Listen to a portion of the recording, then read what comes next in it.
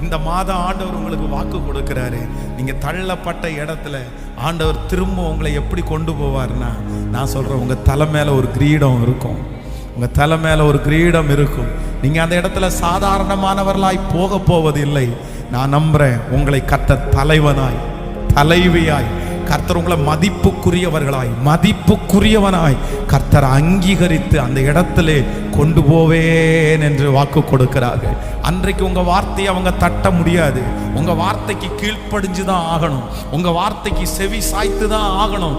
ஏன் அப்படின்னா, கர்த்தர் உங்களுக்கு ஒரு பெரிய அபிஷேகத்தை கர்த்தர் தந்து விட்டார். உங்களை தலைவனாகவும் தலைவியாகவும் கர்த்தர் மாற்றி விட்டார்.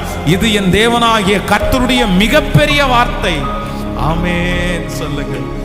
இந்த மாதம் ஆண்டவர் நமக்கு கொடுக்கிற வாக்குத்தத்தம், மறுபடியும் நான் நீ தள்ளப்பட்ட இடத்திலே உன்னை கொண்டு போய் நிறுத்துவேன்.